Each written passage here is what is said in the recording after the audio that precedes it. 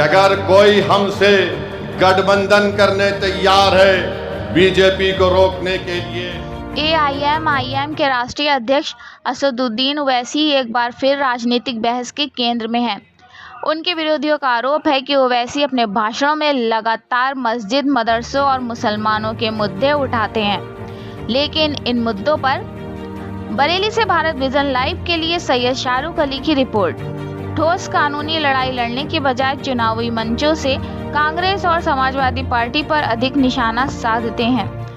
आलोचकों का कहना है कि ओवैसी खुद को मुसलमानों की आवाज़ बताते हैं, लेकिन उनके भाषणों का बड़ा हिस्सा विपक्षी दलों पर हमला करने में बीतता है, जिससे मुस्लिम वोटों का बिखराव होता है। विरोधियों का ये भी आरोप है कि उन्होंने कई संवेदनशील मुद्दों पर भाषण तो दिए, लेकिन अदालतों में प्रभावी कानूनी पहल कम दिखाई दी। इसी क्रम में बरेली स्थित आला हजरत दरगाह से जुड़े संगठन के राष्ट्रीय अध्यक्ष मौलाना शहाबुद्दीन रज़वी को लेकर भी राजनीतिक चर्चाएं होती रही हैं। उनके आलोचकों का कहना है कि वे भी अपने बयानों में कांग्रेस और सपा पर अधिक निशाना साधते हैं, जबकि केंद्र और राज्य सरकार की नीतियों पर अपेक्षाकृत कम सवाल उठाते हैं। हालांकि ये सभी आरोप संबंधित नेताओं के आलोचकों द्वारा लगाए जाते रहे हैं और इन पर ओवैसी या मौलाना शहाबुद्दीन रज़वी की ओर से अलग अलग अवसरों पर अपना पक्ष भी रखा गया। 70 साल में हर किसी सियासी जमात के हक में वोट दिया, बताओ हमारा क्या फायदा हुआ? हमारा कोई फायदा नहीं हुआ, हमारा नुकसान बहुत ज्यादा हो गया है। इसीलिए मैं आज आपसे फिर से अपील कर रहा हूं कि मुत्तहदा तौर पर आप अपने वोट का सही इस्तेमाल करते हुए आने वाले असेंबली और विधानसभा के चुनाव में मजलिस इत्तेहादुल मुस्लिमीन के उम्मीदवारों को आप कामयाब करिए। यकीनन हम भी नहीं चाहते कि दोबारा उत्तर प्रदेश में बीजेपी की सरकार बने। मैंने पहले भी कहा और आज भी कह रहा हूं कि अगर कोई हमसे गठबंधन करने तैयार है बीजेपी को रोकने के लिए, तो असदुद्दीन ओवैसी आधे रास्ते तक पैदल चल कर आने तैयार है। हम भी नहीं चाहते कि दोबारा बीजेपी की सरकार यहाँ पर बने। मगर याद रखिए, अगर आप ये समझते हैं कि नहीं समझौता नहीं होगा, तुम्हारा काम सिर्फ वोट डालकर अपने घर में जाकर खामोश बैठ जाना, तो मैं उनसे कहना चाहूँगा कि अब वोट डाला जाएगा, मगर वोट नेता बनाने के लिए इस्तेमाल होगा। वोट किसी पार्टी को बचाने के लिए नहीं इस्तेमाल किया जाएगा। मेरे अजीज दोस्तों और बुजुर्गों, अगर गठबंधन होगा, अलायंस होगा, इज्जत और मान सम्मान के साथ होगा, तो यकीनन असदुद्दीन ओवैसी और मजलिस इत्तेहादुल मुस्लिमीन उस गठबंधन के साथ काम करने को तैयार है। हम पूरी कोशिश करने तैयार है कि दोबारा भाजपा की सरकार उत्तर प्रदेश में ना बने। मगर अगर आप ये समझते हैं कि हमारा काम सिर्फ दरी बिछाना है, तो याद रखो अब कोई दरी नहीं बिछाएगा।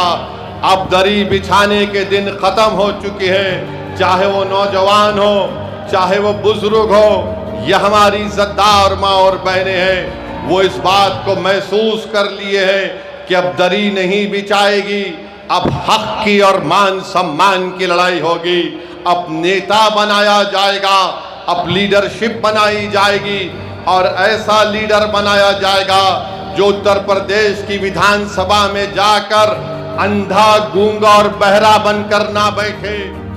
असदुद्दीन ओवैसी साहब ने बिजनौर में एक सभा में आज बहुत सारी बातें कही। मैं उनसे कहना चाहता हूं कि वो गठबंधन की भीख कब तक मांगते रहेंगे और किस किस से मांगेंगे। लोगों को याद होगा कि जब बिहार के चुनाव हो रहे थे तो उनके लोग, खुद उनका प्रदेश अध्यक्ष अमानत, वो गया राजद और कांग्रेस के ऑफिस में, उनके लोग चक्कर काटते रहे, उन्होंने बात करना तक गवारा नहीं की। और फिर उससे पहले जब महाराष्ट्र के चुनाव हो रहे थे, वहाँ एनसीपी और कांग्रेस से गठबंधन की भीख मांग रहे थे। ऐसे ही दिल्ली में हुआ।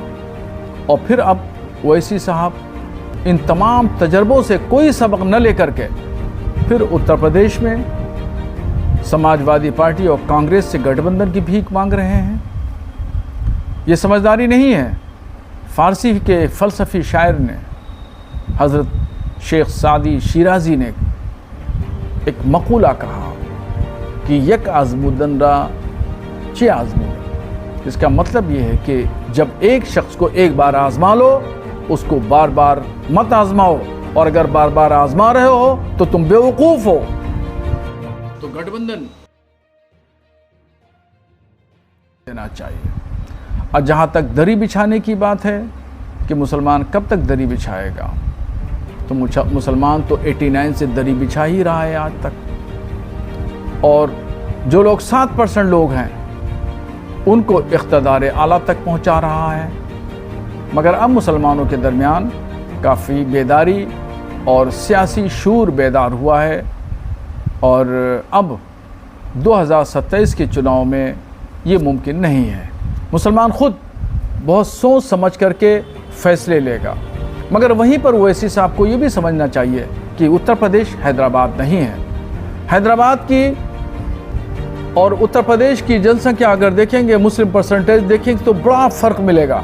हैदराबाद में 80% मुसलमान रहते हैं और 20% वहाँ पर गैर मुस्लिम आबादी है। उत्तर प्रदेश में 22% मुस्लिम आबादी है, बाकी बड़ी संख्या जो है वो गैर मुस्लिमों की है। तो सिर्फ 22% का वोट लेकर के यहाँ पर सत्ता हासिल नहीं की जा सकती है जब तक कि दूसरे सांप्रदायिक समुदाय के लोगों का समर्थन हासिल न हो। इसलिए हैदराबाद और उत्तर प्रदेश की राजनीति में ज़मीन और आसमान का फ़र्क है। उत्तर प्रदेश में उत्तर प्रदेश के मिजाज और यहाँ के शूर और तहजीब को लेकर के ही काम करना होगा।